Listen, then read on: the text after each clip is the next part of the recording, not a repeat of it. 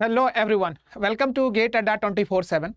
Guys, आज हम production engineering जो कि मैन्युफैक्चरिंग इंजीनियरिंग के बारे में, जो गेट 23 में जो 4 फरवरी को हो चुका है मैकेनिकल में, उसके बारे में मेमोरी बेस्ड क्वेश्चंस है, उसका हम डिस्कशंस करेंगे। उसके लिए आपके लिए कंप्लीट सॉल्यूशंस लेके आएंगे, ठीक है ना।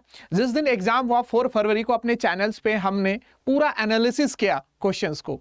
नाउ अब हम आपको डिटेल्स में बताएंगे कि क्या क्वेश्चंस का लेवल था, और आप देखेंगे कि आफ्टर सॉल्विंग द क्वेश्चंस आप रियलाइज करेंगे, खुद ही रियलाइज कर लोगे कि क्वेश्चंस का लेवल क्या था, ठीक है ना। और मैं आपको बताऊंगा क्या हमने जो पढ़ाया था, पेड में हो या वाईटी से, कैसे क्वेश्चंस वहां से पूछे गए, तो उस क्वेश्चंस को आप 1 बाय 1 करेंगे। प्रोडक्शन इंजीनियरिंग का अप्रॉक्स अगर हम देखें तो 23 मार्क्स के लमसम क्वेश्चंस थे, ठीक है ना, जिसके अंदर एमएसक्यू के क्वेश्चंस है, एमसीक्यू के क्वेश्चंस थे और एनईटी टाइप के क्वेश्चंस थे। उन सभी क्वेश्चंस को आपके सामने अभी सॉल्व करेंगे इन डिटेल में। आई होप आप इस सेशन को एंजॉय करेंगे और इस सेशंस को आपको देखने से पता चलेगा कि कैसे क्वेश्चंस वहां पर आए थे। फिर मैं आपको बताऊंगा level of difficulty. So guys, move करते हैं हम क्वेश्चंस की तरफ। ध्यान रहे, ये जो गेट मेमोरी बेस्ड क्वेश्चंस है, जो आप लोगों ने जो क्वेश्चंस दिए हैं उसके बेसिस पे क्वेश्चंस का सॉल्यूशंस, कंप्लीट सॉल्यूशंस अभी हम आपके सामने डिस्कस करेंगे। सो गाइस, स्टार्ट करते हैं सेशन को प्रोडक्शन इंजीनियरिंग का। ये रहा पहला क्वेश्चन। अगर ये फर्स्ट क्वेश्चन देखें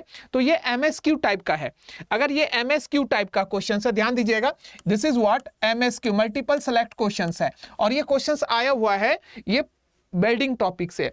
to surface P and Q are to be joined together in which the given joining operation there is no melting of the two surfaces P and Q for the creating joint. मतलब melting नहीं होना चाहिए, दो surface joint भी हो जाए, melting नहीं होनी चाहिए, मतलब फ्यूजन जोन दिखे ना नहीं चाहिए, फ्यूजन जोन नहीं दिखना चाहिए दोनों बेस मेटल पे। तो अब ये सी बात है, अगर फ्यूजन जोन नहीं दिखेगा गाइस, तो अगर आर्क वेल्डिंग में फ्यूजन जोन दिखेगा तो ये तो होगा ही नहीं। स्पॉट वेल्डिंग में भी आपको हीट देते हो तभी तो आपको मेल्ट करता है, तो ये भी पॉसिबल नहीं है। ब्रेजिंग आपका पॉसिबल हो सकता है, क्यों? क्योंकि इसमें कोई भी फ्यूजन जोन नहीं होता है, मेल्टिंग ऑफ बेस मेटल नहीं होता है। Now adhesive welding is also, that is what. तो अगर मैं आंसर की बात करूं तो answer would be what, C and D, because ये बेसिकली एमएसक्यू है, तो दोनों ही आंसर होंगे सी और डी। Is it clear? बहुत इजी क्वेश्चन था, तो आप देख सकते थे इस क्वेश्चन को। Move to the next question. अगला क्वेश्चन ये रहा आपके स्क्रीन पे। ये क्वेश्चंस अगर आप देखेंगे गाइस, तो ये एनसीसीएनसी के टॉपिक से है, बीएलयू वाले क्वेश्चन से आता है। तो इस क्वेश्चंस में क्या कह रहा है, a CNC machine has one of its linear positioning axis shown in the figure. ये फिगर के अंदर शो कर रखा है, consisting of motor rotating a lead screw which is a turn move the nut horizontally on which of the table is mounted. The motor move in the discrete nominal steps of 50 step per revolution. Motor है एक revolutions में 50 steps. The pitch of lead screw is what, 5 mm, and the total horizontal traverse length of the table is 100 mm. What will be the total number of controllable locations at which table can be positions on the axis? करने का बहुत सारे method है guys, इसको आप basically चाहो तो आप यूनिटरी मेथड का अप्लाई कर सकते हो या फॉर्मूले से, आपकी मर्जी आप कैसे इसको सॉल्व करेंगे। अगर मैं क्वेश्चंस को देखूं, ध्यान से देखेंगे कि इस क्वेश्चंस को अगर ध्यान से देखोगे तो आपको यह समझ में आएगा कि, ध्यान से देखिएगा क्वेश्चंस में जो गिवन डेटा है, अगर मैं बात करूं कि गिवन डेटा क्या है क्वेश्चंस में गाइस, गिवन डेटा की अगर मैं बात करूं कि क्वेश्चंस का गिवन डेटा क्या है, तो आपको यहां से पता चल जाएगा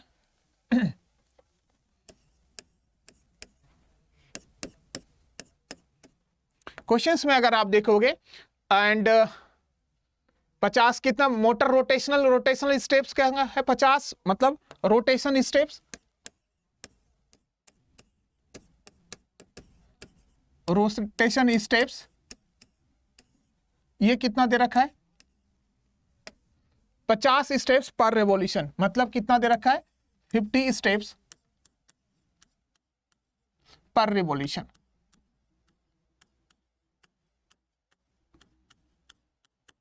बहुत सही।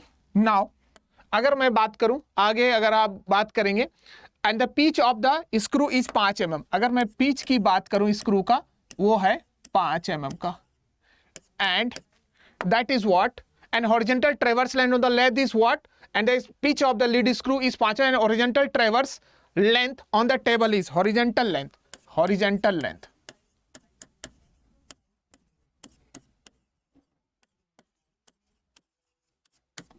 ये कितना दे रखा है गाइस, 100 mm।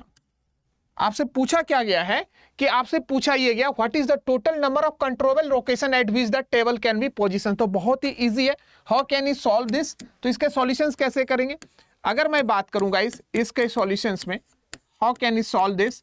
तो अगर मैं बात करूं कि इसकी BLU कितना है, बेसिक लेंथ की अगर मैं बात करूं तो बेसिक लेंथ की अगर मैं बात कर लूं तो ये कितना हो जाएगा 5 pitch divided by number of steps कितना है 50, तो ये कितना हो गया 0.1 mm। देखो 0.1 mm है, लेट्स सी। तो अगर इसी मैक्सिमम लोकेशन पॉसिबल आपसे पूछ रहा है, क्वेश्चंस में ये पूछा जा रहा है मैक्सिमम लोकेशन पॉसिबल है, ये ना maximum location possible.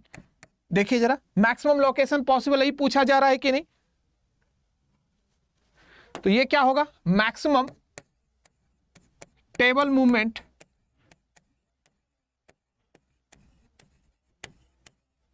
Upon divided by what BLU। तो maximum table movement divided by क्या हो जाएगा BLU।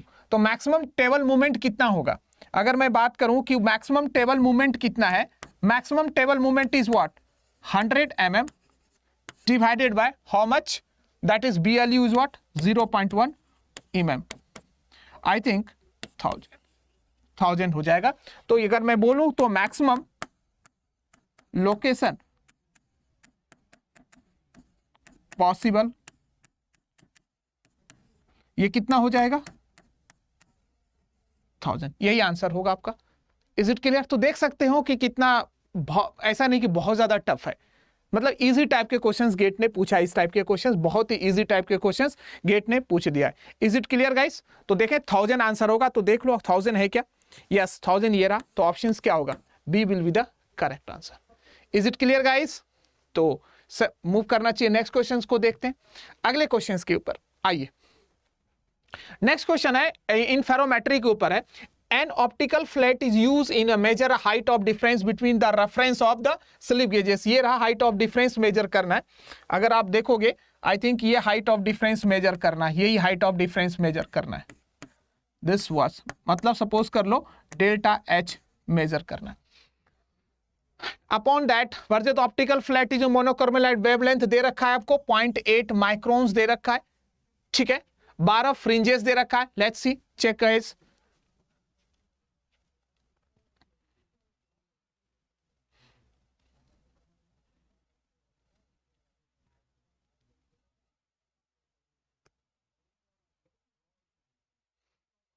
बारह फ्रिंजेस दे रखा है 0.5 माइक्रोन है, इसके जस्ट चेक कीजिएगा, आई थिंक 0.5 माइक्रोन है गाइस, जस्ट चेंज इट, इतना ही है 0.5 माइक्रोन है, दिस इज व्हाट 0.5 माइक्रोन होगा, 0.5 माइक्रोन है वेवलेंथ, ठीक है ना। 12 fringes were observe over a length of 15 mm gauge and B if the gauge of place 40 apart from the difference of. तो guys अगर आप देखोगे यहां से यहां तक का जो डिस्टेंस दे रखा है वो क्या है 45 है, और गेज इसकी जो लेंथ है ये जो गेज की वो क्या है L दे रखा है। तो बहुत ही सिंपल कर सकते हैं, इस क्वेश्चन को करने का सिंपल तरीका है, how can I solve this, इस क्वेश्चन को अगर आप देखोगे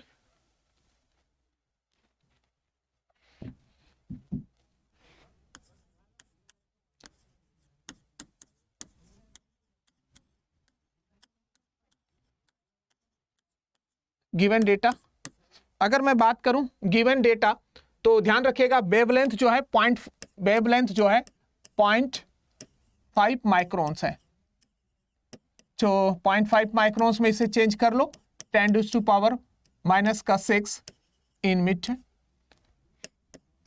नाउ नंबर ऑफ फ्रिंजेस 12 है, ध्यान दीजिएगा नंबर ऑफ फ्रिंजेस है 12 है, and observe over a length of what, length कितनी दे रखी है 15 mm और डिस्टेंस कितना 40 mm, तो डिस्टेंस कितना दे रखा है दोनों के बीच में 45 mm और लेंथ दे रखी है आपको that is 15 mm।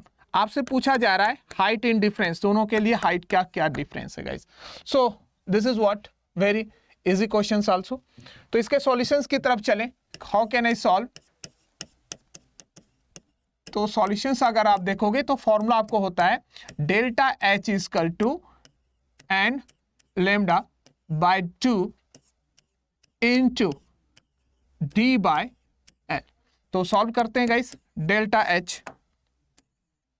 H is equal to number N, lambda is 0.5 into 10⁻⁻6 divided by 2 into ये 45 इन mm और 15 इन mm। तो कैंसिल आउट करेंगे, 3 जा 6 जा। तो गाइस डेल्टा एच जो आएगा यहां से आएगा 18 और 5 क्या हो जाएगा 9 microns. You have to put what 9 microns. आपको क्या पुट करना था 9 माइक्रोन। एनईडी टाइप का क्वेश्चन है तो सिंपली आपको क्वेश्चंस में फॉर्मूला पुट करो, आंसर लाओ वाला क्वेश्चन था, ठीक है ना। बहुत ही इजी क्वेश्चन है, फॉर्मूला पुट कीजिए, ये वाला फॉर्मूला आपको निकालना था आपने को, तो answer would be what 9 microns. Is it clear? So आपको ये क्लियर हो गया होगा। So move to the next question. अगले क्वेश्चन की तरफ चलते हैं। लेट्स सी, ये रहा क्वेश्चन।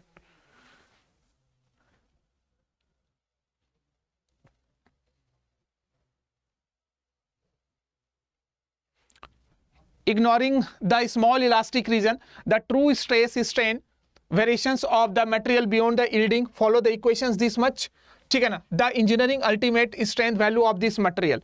तो अगर आप देखो स्ट्रेन हार्डनिंग का क्वेश्चन है, अगेन स्ट्रेन हार्डनिंग का क्वेश्चन है, ठीक है।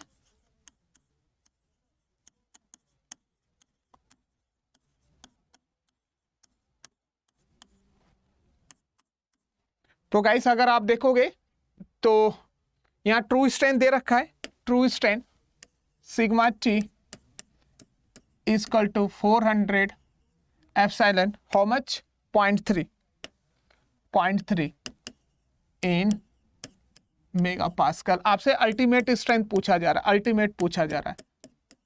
देखिए अगेन ये बहुत ही इजी क्वेश्चन है, बहुत ही इजी क्वेश्चन है। अगर आप देखोगे कोल्ड वर्किंग में स्ट्रेन हार्डनिंग होता है, ठीक है। मटेरियल का जब भी कोल्ड वर्क करते हो तो स्ट्रेन हार्डनिंग होता है, जो इक्वेशन से गवर्न होता है, जो कि इक्वेशन से गवर्न होता है। Is it clear? तो सर अगर मैं बात करूं कि how can I solve this, अगर इसके सॉल्यूशंस के पीछे चले कि कैसे करें, तो आपको पता होना चाहिए कि जो ट्रू स्ट्रेन होता है और अल्टीमेट स्ट्रेंथ होता है 1 प्लस इंजीनियरिंग स्ट्रेन होता है, यही होता है ना। This is what engineering strain, change in length divided मतलब change in dimension divided by original dimension. अगर एनी हाउ आपको अल्टीमेट स्ट्रेंथ चाहिए तो आपको क्या चाहिए true strength divided by 1 plus engineering strength चाहिए, ये आपको चाहिए, तभी आप निकाल पाओगे, ठीक है ना। अल्टीमेट स्ट्रेंथ जैसे ही आ जाएगा तो आप यहां से निकाल पाओगे। जरा इस क्वेश्चन को ध्यान से देखिएगा तो आपको एक बात समझ में आएगी कि गाइस इस क्वेश्चन को अगर आप ध्यान से देखोगे तो आपको ये बात समझ में आ जाएगी कि जो ln 1 प्लस इंजीनियरिंग ये ट्रू स्ट्रेन है, this is what true strain. ये जो आप देखते हो this is what true strain, और ट्रू स्ट्रेन है, true strain equal to ln 1 plus engineering strain होता है। तो गाइस अगर मैं बात करूं कि यहां पर ट्रू स्ट्रेन, अगर यहां पर ध्यान से देखोगे एट इस पॉइंट में मैं लिख सकता हूं कि एट अल्टीमेट यूटीएस पॉइंट पे क्या होता है कि at ultimate tensile strength point पे यहां पर क्या होगा, अल्टीमेट टेंसाइल स्ट्रेंथ पे जो ट्रू स्ट्रेन होता है वो n के बराबर होता है, और वो किसके बराबर होता है 3। बिकॉज अगर गवर्निंग इक्वेशंस देखेंगे तो गवर्निंग इक्वेशन क्या होता है true strain equal to k, ठीक है ना, engineer true strain divided by a, यही तो इक्वेशंस होता है। जो इस इक्वेशन को मैच करोगे तो यहां पर रहेगा बहुत इजी क्वेश्चन। तो यहां से देखिएगा तो जो आपका जो ट्रू स्ट्रेन जो आया वो 0.3 आएगा, यहाँ क्योंकि यूट्यूब पे दोनों बराबर तो 0.3 आएगा।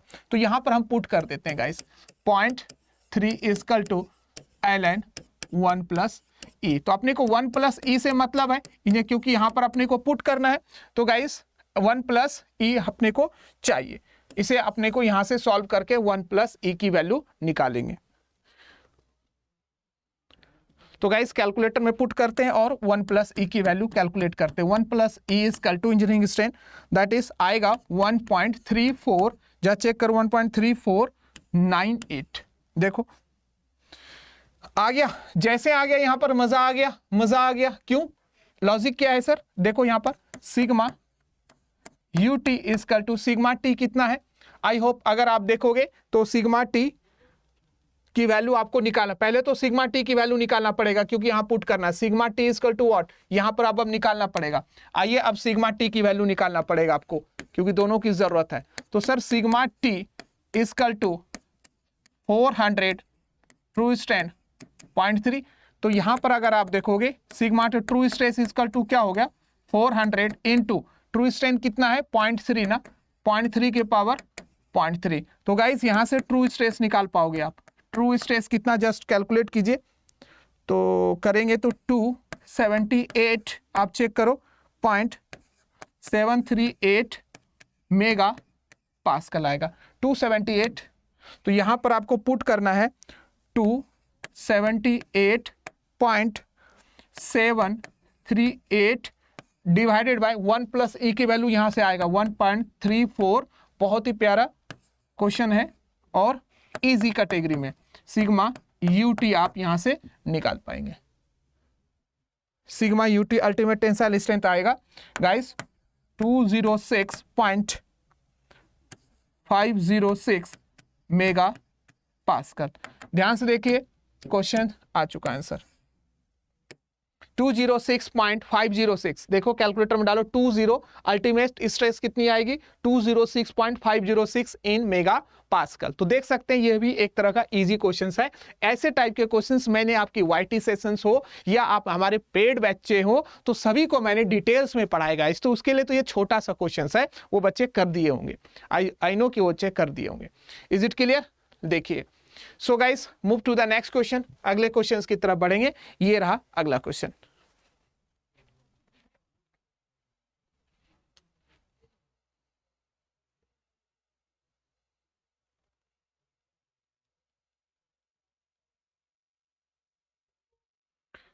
In an ideal orthogonal cutting experiment, cutting velocity 1 metre, rake angle 5 degree, shear angle 45 degree. जो गिवन डेटा है उसको लिख लेते हैं, फिर आगे हम चर्चा करेंगे। तो गाइस नेक्स्ट क्वेश्चंस को अगर हम देखेंगे,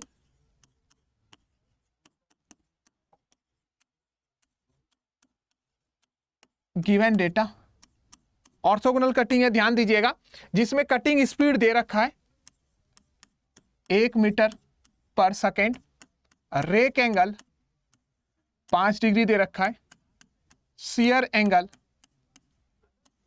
45 डिग्री दे रखा है। ध्यान से देखिएगा और भी कुछ दे रखा है क्या।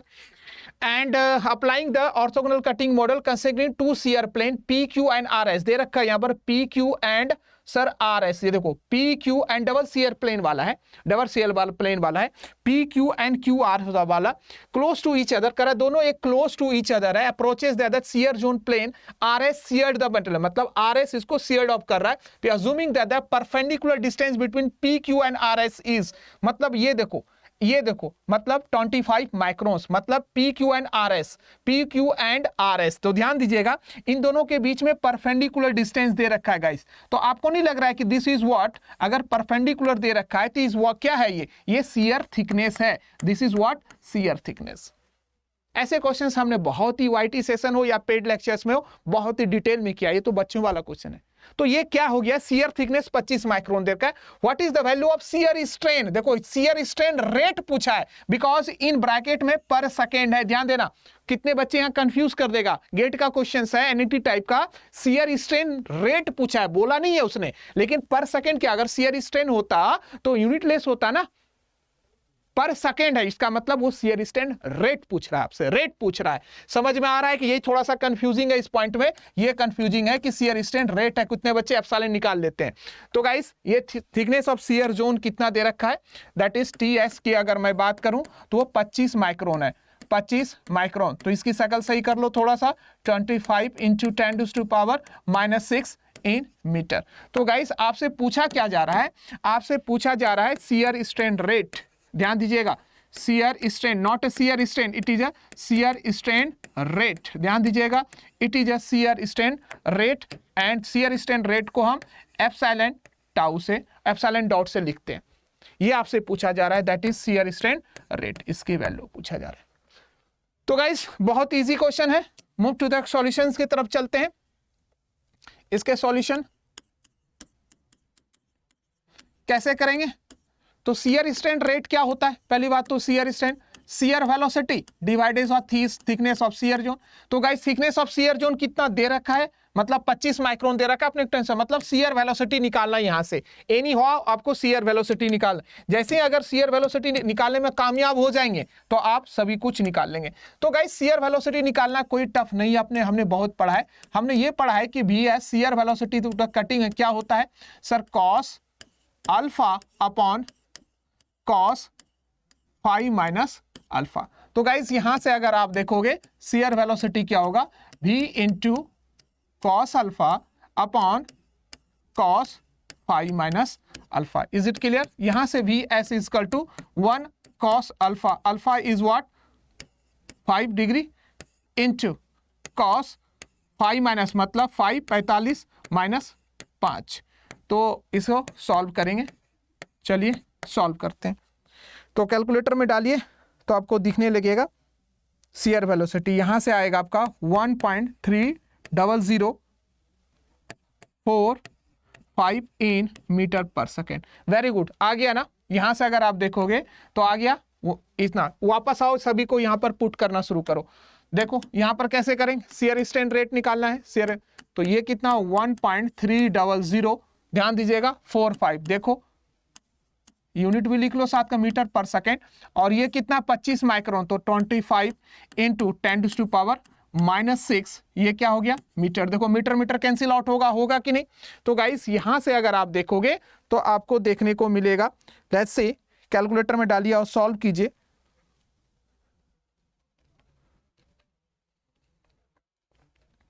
वन 1.3045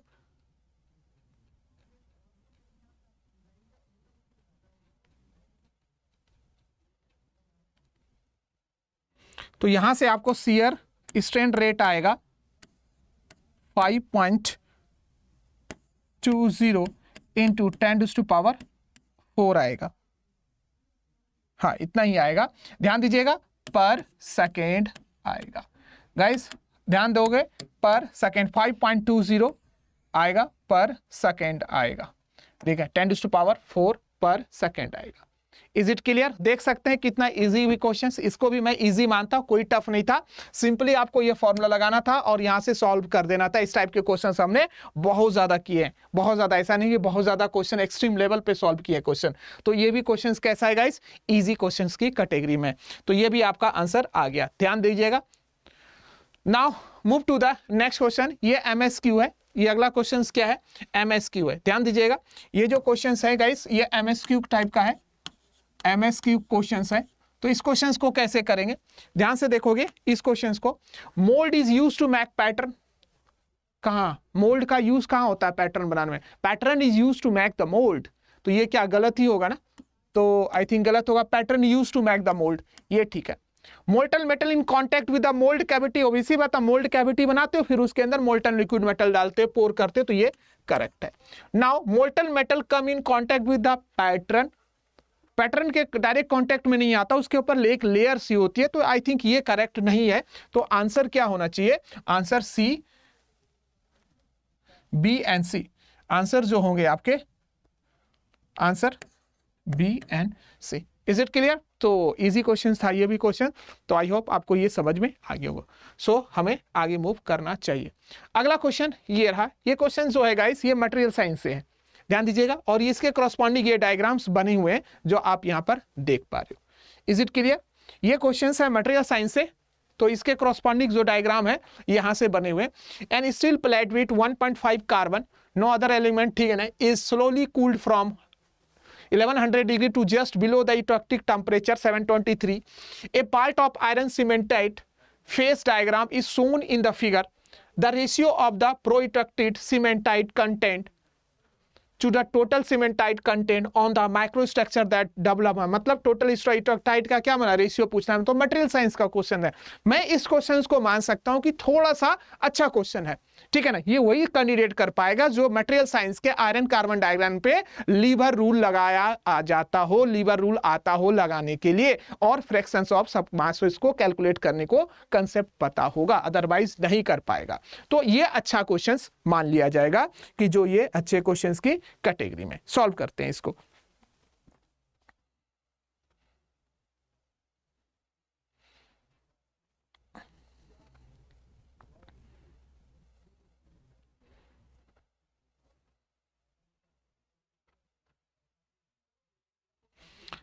तो गाइस अगर हम बात करें इसमें, तो गाइस अगर आप देखोगे यहां पर इस क्वेश्चंस में देखोगे तो ये जो क्वेश्चंस है, ये जो पार्ट है, अगर आप देखोगे यहां से, तो guys this questions,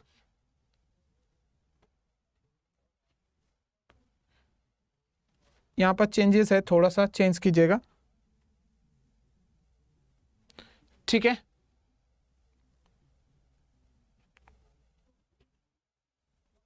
I think इसमें एक ही डायग्राम था 1.5 के, अगर आप बात करोगे गाइस तो इस क्वेश्चंस में एक ही डायग्राम था, अगर ध्यान से देखोगे कुछ ऐसा था। एक बार कंफर्म कीजिएगा आप लोग, क्या ऐसा था या कुछ चेंजेस थे। आई होप थोड़ा सा चेंजेस था, ठीक है।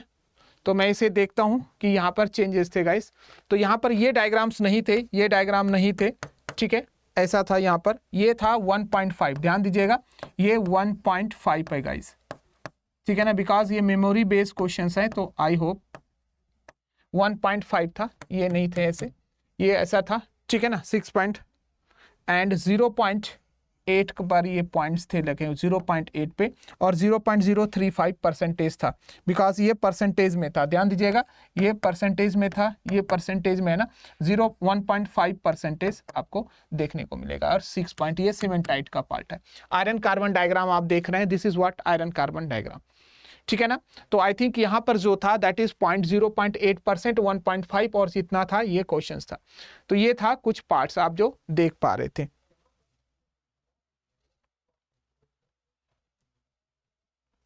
तो गाइस अगर हम बात करें इस पॉइंट पे, इस पॉइंट में अगर आप बात करोगे, ये मान लीजिए को कोई, अगर आप देखोगे यहां पर कोई फलक्रम लगाएंगे, ठीक है ना, एफ मान लेते हैं, कोई ये सी मान लो इस पॉइंट पे, और ये कोई आप डी मान लो।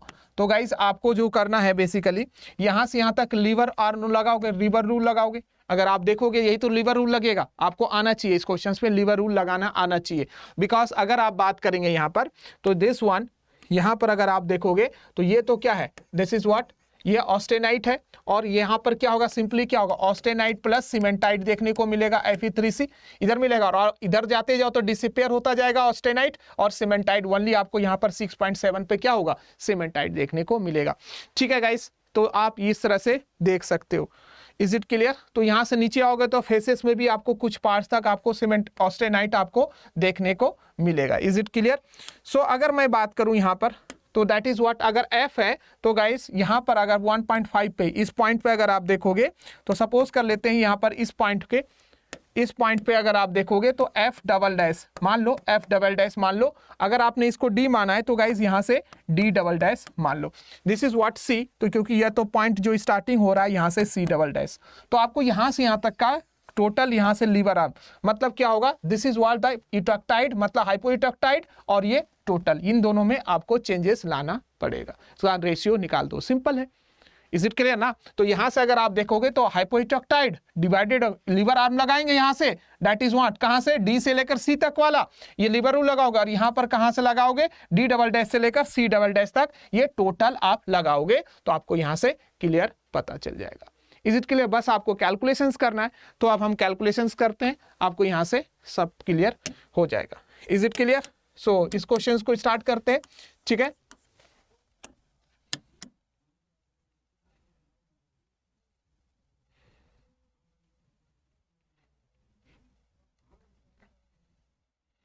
दैट इज मास फ्रैक्शन, क्या होगा, mass fraction of, mass fraction of प्रोइटॉक्टाइड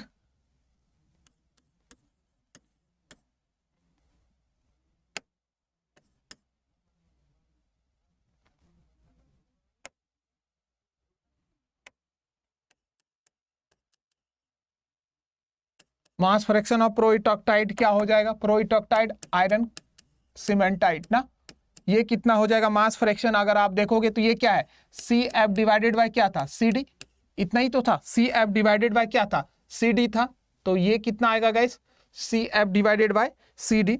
तो इसकी वैल्यू कितने हैं, 1.5 से लेकर कितनी थी, जो मेरे पास आप डायग्राम में देखेंगे तो 0.8 से ले आए, डिवाइडेड बाय ये कितना होगा, सी डी कितना 6.67 से लेकर कहां तक 0.8। तो गाइज यहां पर अगर आप लाओगे तो आपको जो देखने को मिलेगा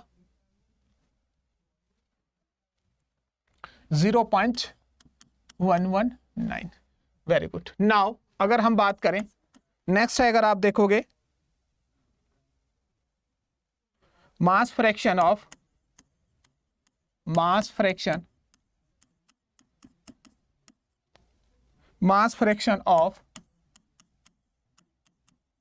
टोटल सीमेंटाइट कितना हो जाएगा, टोटल सीमेंटाइट कितना होगा, ये होगा C double dash F dash, total तो इतना ही होगा ना एफ डबल डैश, और ये क्या होगा C double dash D double dash. अभी हमने देखा टोटल तो इतना ही हो जाएगा, तो ये कितना हो जाएगा 1.5 माइनस कहां से कहां तक जाएगा 1.5 से लेकर 0.025, ठीक है, और ये कितना हो जाएगा 6.67 माइनस 0.025। तो आई थिंक ये इसकी जो वैल्यू आएगी 0.22197, ठीक है ना। नाउ नेक्स्ट है, अगर आप दोनों का रेशियो आपको चाहिए तो आपको क्या निकालना पड़ेगा, दोनों का ratio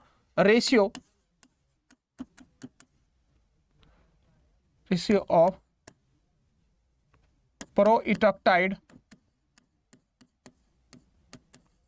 two cementite, total cementite. तो इसकी जो वैल्यू आएगी आपके पास, इन दोनों का रेशियोज निकाल लो आप, इसकी जो वैल्यू आएगी देखने को, इसकी जो वैल्यू आएगी आपके पास, ये कितना हो गया 0.22197 और 0.119। तो गाइज ये कितना होगा, जरा सॉल्व करते हैं, थोड़ा सा कैलकुलेशन है इसमें। 0.119 डिवाइडेड बाय 0.22197, तो 0.536 आएगा, 0.536 होगा, चेक कर लो 0.536 आएगा। Is it clear?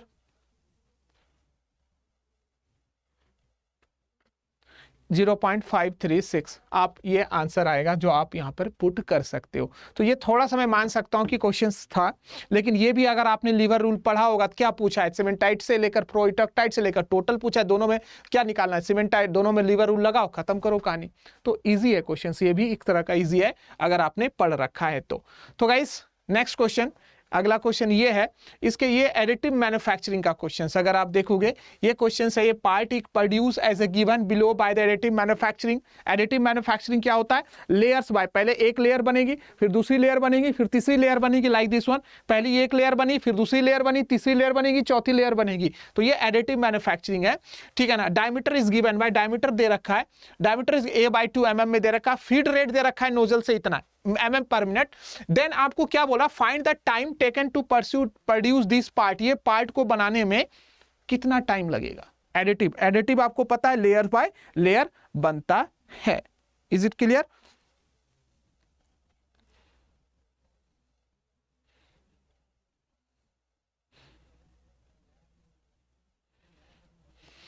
So guys अगर हम बात करें कि ये कैसे बनता है, पहले तो ये लेयर होगा जिसको आप जिसे आप क्या बोलोगे, पहली बात तो ये लेयर होगा, दूसरी लेयर होगा, और ये क्या होगा, तीसरी लेयर होगा।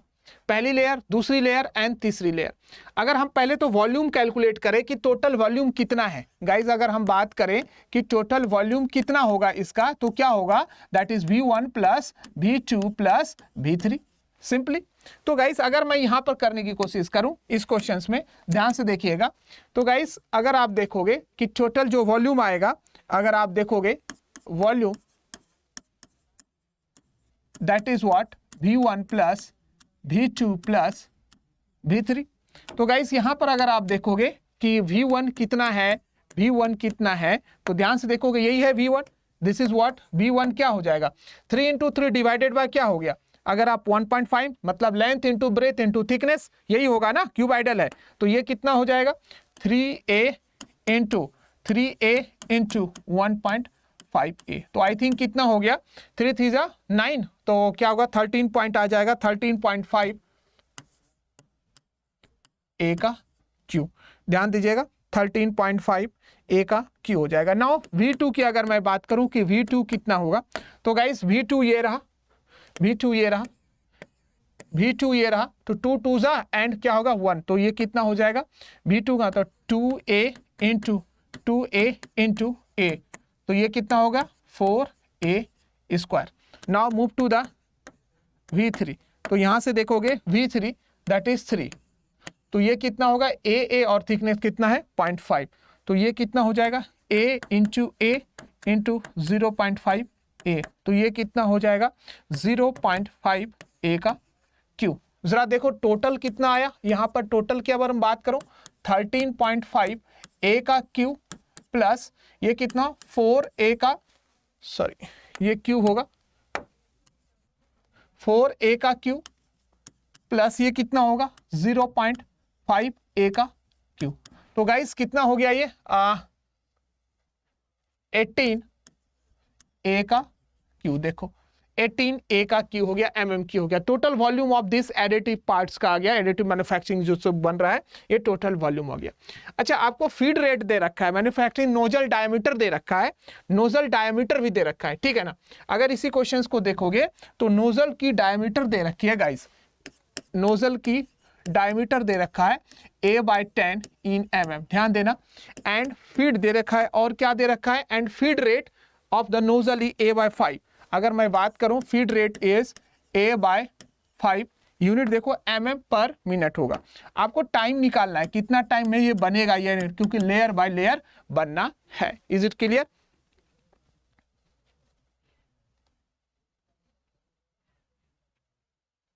अच्छा मैं यहां पर अगर वॉल्यूम फ्लो रेट की मैं बात करूं कि वॉल्यूम फ्लो रेट कितना होता है, मतलब डिस्चार्ज की बात करूं, वॉल्यूम फ्लो रेट मतलब डिस्चार्ज क्यू की बात करूं mm, अगर मैं इसके एरिया को अगर एरिया से मल्टीप्लाई कर दूं, एरिया को फीड रेट से मल्टीप्लाई कर दूं, तो क्या हो जाएगा, देखो ना एरिया से अगर फीड रेट को, इसकी यूनिट बोलो सर mm स्क्वायर, और इसकी यूनिट क्या है फीड है सर mm पर मिनट, तो ओवरऑल देखोगे क्या होगा mm क्यू पर मिनट होगा, ठीक है ना। तो यही तो डिस्चार्ज है। तो अगर एरिया की मैं बात करूं तो एरिया क्या होगा π/4 सर्कुलर, डाया कितना होगा, डाया तो इसका हाफ करोगे तो a बाय क्या हो जाएगा π/4 d square, sorry π/4 d square, ये तो एरिया हो गया। फीड कितना है सर A/5 हो गया। तो ध्यान दीजिएगा ये तो इसका डिस्चार्ज आया। तो गाइस इसका डिस्चार्ज कितना होगा वॉल्यूम फ्लो रेट, अगर आप सॉल्व कर पाओगे तो यहां से सॉल्व करके निकाल सकते हो। Is it clear guys? तो ध्यान से देखेंगे यहां पर डिस्चार्ज, अगर डिस्चार्ज से क्या होगा, अगर आप देखोगे इससे क्या हो जाएगा, अगर आपको डिस्चार्ज दे रखा है तो आप यहां से टाइम निकाल सकते हो कि नहीं, बिकॉज क्या होगा, क्योंकि जो टाइम और जो निकलता है वो क्या होगा, टाइम इज इक्वल टू, अगर आप देखोगे वॉल्यूम डिवाइडेड बाय डिस्चार्ज। क्यों? क्योंकि अगर आप देखो इसकी यूनिट ये mm3 और ये जो होगा mm3 पर मिनट, तो ओवरऑल जो देखने को मिलेगा वो मिनट मिलेगा। बहुत ही सिंपल, बहुत ही सिंपल। तो टाइम आपको निकालना था गाइस, यहां पर अगर आप देखोगे तो ध्यान से देखोगे तो टाइम आपको वॉल्यूम निकालना पड़ेगा, ध्यान देना वॉल्यूम आपको निकालना पड़ेगा। आई ऑफ आप वॉल्यूम निकाल पाओगे। Is it clear? तो ध्यान से देखिएगा टाइम, तो टोटल वॉल्यूम कितना दे रखा है, ध्यान से देखो टोटल वॉल्यूम कितना 18 ए क्यू है, ध्यान से देखो 18 ए का क्यू, और डिस्चार्ज कितना आया, डिस्चार्ज देखो कितना आया, ध्यान से देखेंगे डिस्चार्ज π/4 ए का स्क्वायर ऐसे ही आया ना, π/4, तो आई थिंक 1.57, ध्यान से देखोगे कितना आएगा 1.57 इंटू 10⁻³ ही होगा, ध्यान से देखो इंटू 10⁻³ ए का क्यू, ये हो गया mm³ पर मिनट। जरा सॉल्व करके आप देख सको 1.57 इंटू 10⁻³ ठीक है। तो डिस्चार्ज इतना है, यहां पर पुट करते हैं तो 1.57 इंटू 10⁻⁻3, जरा ध्यान से देखो 10⁻⁻3 a का क्यूब। अच्छा यूनिट का देख ले जरा, यह यूनिट किस में है और ये किस में है, क्योंकि ओवरऑल जो आने वाला होगा वो किस में होगा, मिनट में होगा। तो गाइस कितना होगा, यहां से अगर आप देखोगे इसको सिंपली पुट करेंगे तो आपको यहां से देखने को मिलने लगेगा, ठीक है ना। तो इसे देख लेते हैं।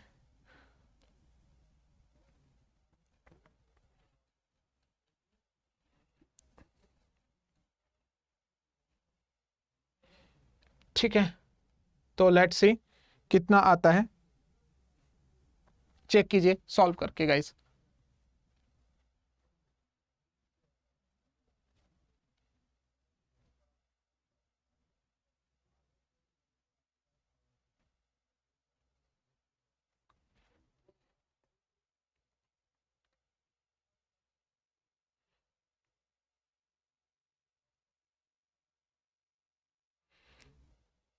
वन कितना आ जाएगा, 11465।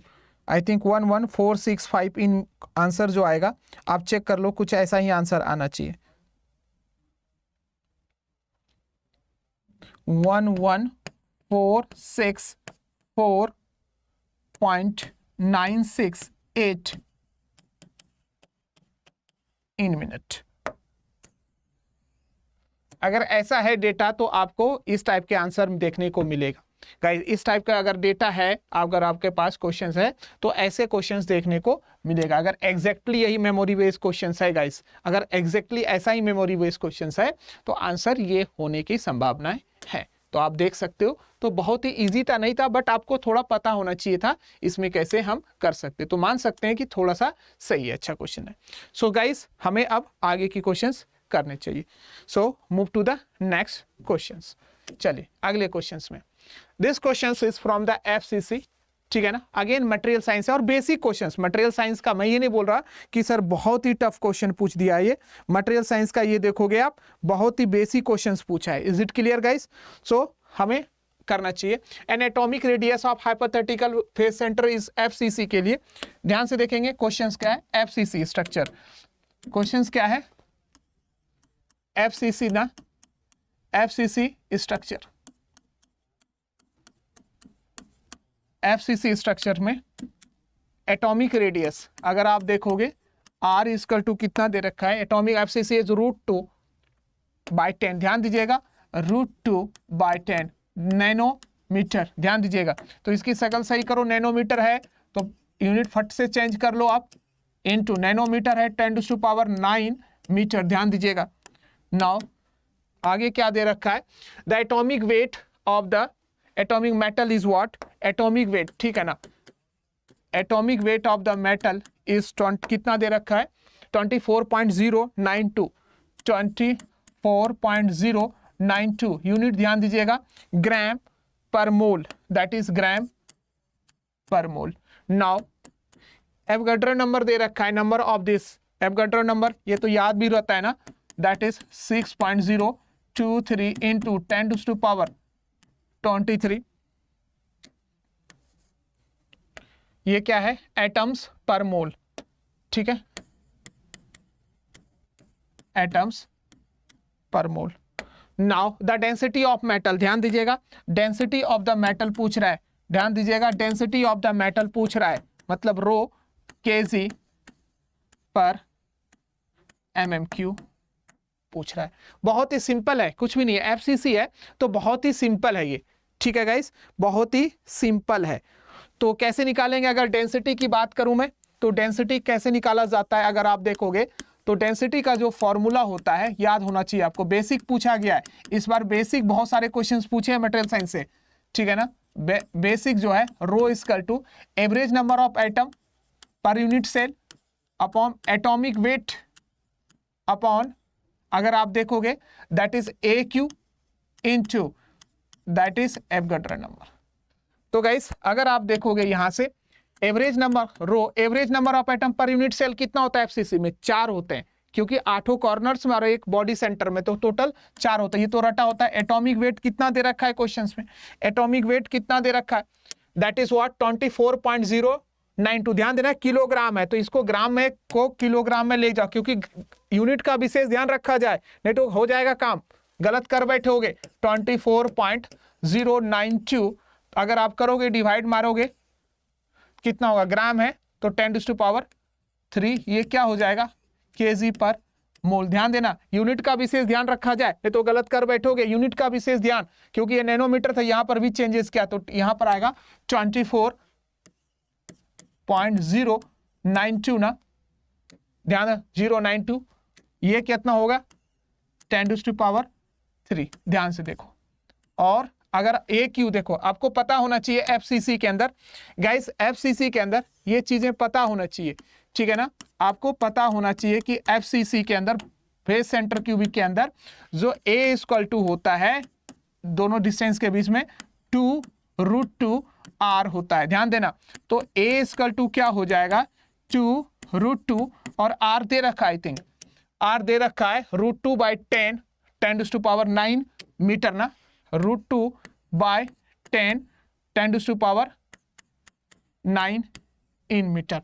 तो ये कितना आएगा ए हो जाएगा 2 2 जा 4, आई थिंक कितना होगा 4, तो 0.4 इंटू 10⁻9। Is it clear? तो ये आपको यहां से निकालना पड़ेगा। Is it clear guys? तो आप देखो यहां से अब 0.4 आपको यहां पर पुट कर देना है, सिंपली आपको यहां से पुट करके आप निकालना पड़ेगा। तो आ जाओ, पहले तो ए क्यू कितना होगा गाइस 0.4 इंटू 10⁻9 की पावर 3 हो जाएगा, इंटू एवोगाड्रो नंबर पता है 0.023 इंटू 10⁻23। तो गाइस थोड़ा सा इसको आसान करो, तो 4 इंटू ये क्या हो जाएगा 24.092 डिवाइडेड बाय कितना हो जाएगा 0.4 इंटू 10⁻9 की पावर 3 इंटू क्या होगा 6.023 into 10⁻26। Let me solve it, इसको सॉल्व करना है। तो कैलकुलेटर के अंदर आप डालोगे, ध्यान रखिएगा, तो आपको बहुत ही प्यारा डिजिट दिखेगा 2500। तो गाइस ये रहा डेंसिटी। तो आप देख सकते हो ये क्वेश्चन था इजी, लेकिन अगर आप यूनिट में फंसे तो गया काम से। यूनिट का साथ धोखा आपको कहां कहां हो सकता है, पहली बात तो नैनोमीटर है, ठीक है ना, इसमें चेंज करना होगा, ग्राम है क्योंकि आपको केजी पर मीटर क्यूब में पूछा गया है, तो आपको यहां पर निकालना पड़ेगा।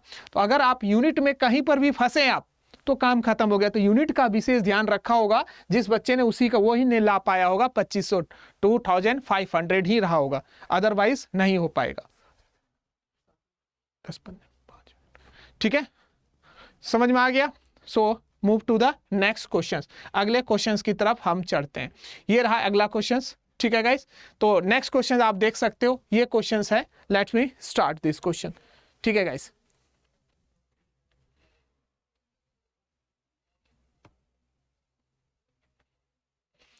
क्वेश्चन कह रहा है a part produce in high volume is dimension as shown in figure. ये D1 दे रखा है, ये D2 दे रखा है, ये C दे रखा है।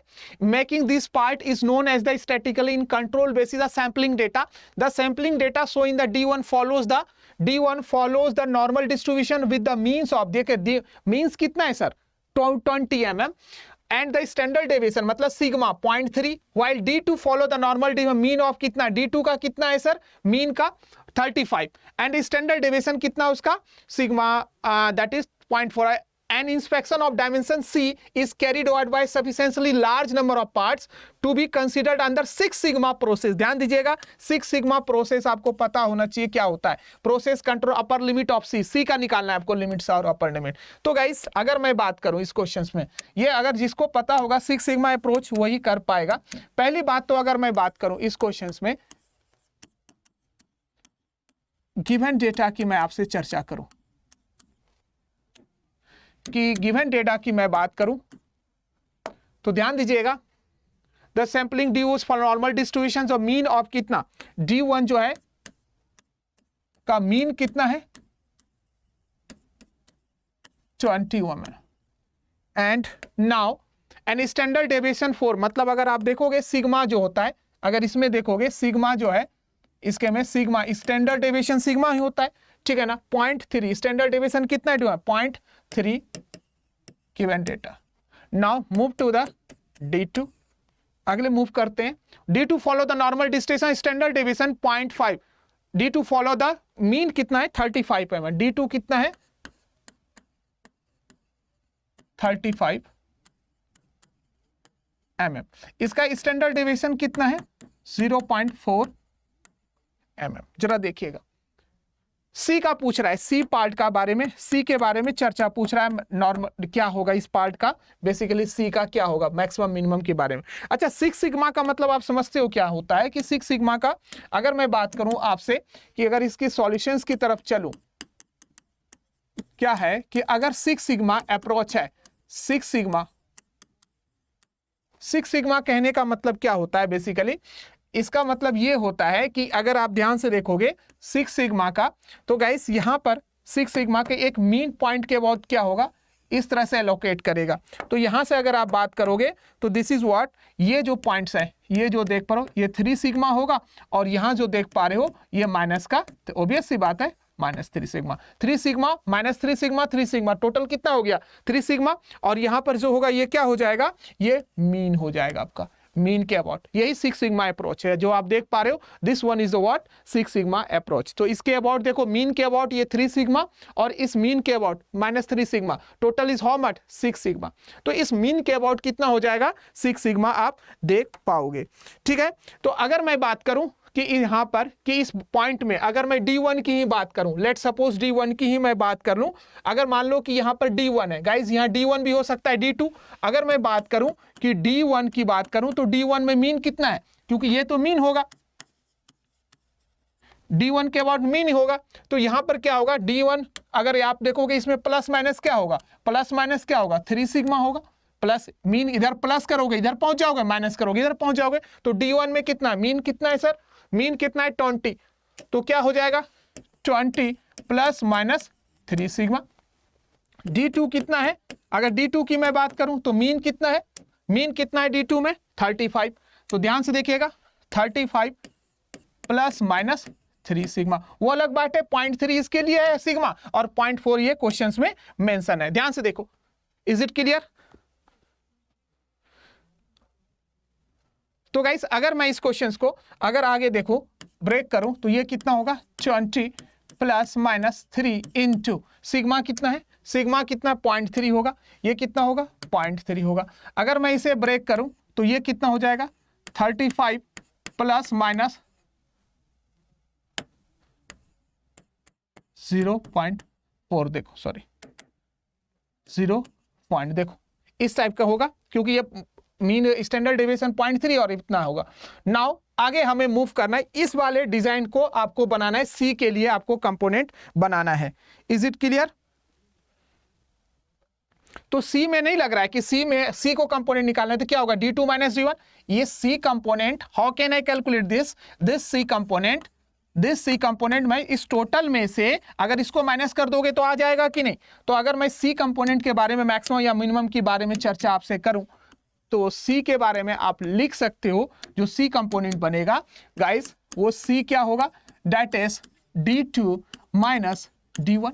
तो गाइस अगर मैं मैक्सिमम की बात करूं कि सी की कंपोनेंट मैक्सिमम बन रहा है तो ये क्या हो जाएगा D2, मैक्सिमम होने के लिए इसको क्या होना पड़ेगा सर मैक्सिमम, और इसे क्या होना पड़ेगा D1 को क्या होना है, बस हम मैथमेटिक्स का स्टैटिक्स लगाएंगे और फटाफट क्वेश्चंस कर देंगे। तो क्या पूछ रहा है, to be considered under 6 sigma process the upper limit of dimension, मतलब अपर लिमिट मतलब मैक्सिमम पूछा गया है, सी की मैक्सिमम वैल्यू पूछा है। अपर लिमिट समझ रहे हो, मतलब अपर लिमिट मतलब सी की मैक्सिमम वैल्यू पूछ रहा है आपसे जो हमने निकाला, और सी के मैक्सिमम वैल्यू मतलब सी कैसे निकाले थे हम, D2 माइनस D1, यहां से दिख रहा है कोई भी बता देगा। तो डी कितना होगा, D2 को मैक्सिमम होना पड़ेगा और D1 को मिनिमम होना पड़ेगा। तो चलिए अब क्वेश्चंस करते हैं। अपर लिमिट सी मैक्सिमम मतलब अपर लिमिट ऑफ सी, यही होगा ना गाइस। अगर मैं बात करूं तो upper limit of C is क्या, nothing but C maximum equal to क्या होगा D2 मैक्सिमम। तो ध्यान देखो D2 मैक्सिमम क्या होगा, पॉजिटिव पकड़ लेगा साइन,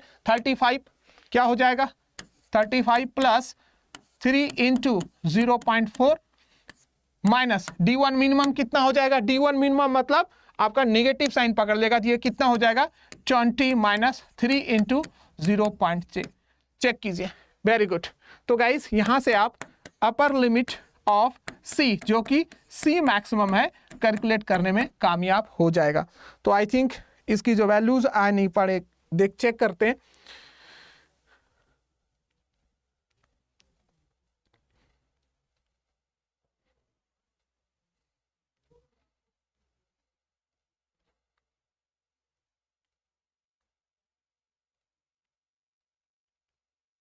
सेवनटीन 0.1 आएगा, चेक कर लो 17 तो ये बिल्कुल इजी क्वेश्चन था, ये भी इजी क्वेश्चंस की। तो ओवरऑल देखें तो प्रोडक्शन इंजीनियरिंग में अगर आपने क्वेश्चंस को सॉल्व किया, थोड़ा सा मटेरियल साइंस में एक क्वेश्चन था जो कि मोल फ्रैक्शंस वाला था, जिस बच्चे ने प्रैक्टिस किया होगा वो इजीली उस क्वेश्चंस को कर देगा। Is it clear guys?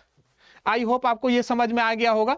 तो यहां से अगर आप देखो ये क्वेश्चंस बिल्कुल इजी था, बस कंसेप्चुअल बेस था। तो देखा जाए ओवरऑल गेट का जो क्वेश्चंस था थोड़ा सा लीक से हटके था, मतलब मटेरियल साइंस ज्यादा था, एज यूजुअल पहले की तरह नहीं था जो 2-3 नंबर का, मटेरियल साइंस ज्यादा था बट वो इजी था। तो गाइस हम देखें तो अगर एनालिसिस करें तो मॉडरेट था, ज्यादा टफ नहीं था, आप यहां पर स्कोर कर सकते हो। तो आई होप आपको ये सेशन अच्छा लगा होगा। हमने आपके सामने ये कंप्लीट एनालिसिस रखा गाइस, ताकि आपका गेट के बारे में आप समझ, जो भी गेट 24 के एस्पिरेंट होंगे वो समझ सकते हैं कि बिल्कुल जो गेट है कंसेप्चुअल, इस बार का जो गेट का पूरा गेम है conceptual and that is what basic से पूछा है, बहुत ही बेसिक से पूछा है और कंसेप्चुअल पूछा है और यूनिट कन्वर्जन पे बहुत ज्यादा घुमाया गया है और ज्यादा कुछ है नहीं।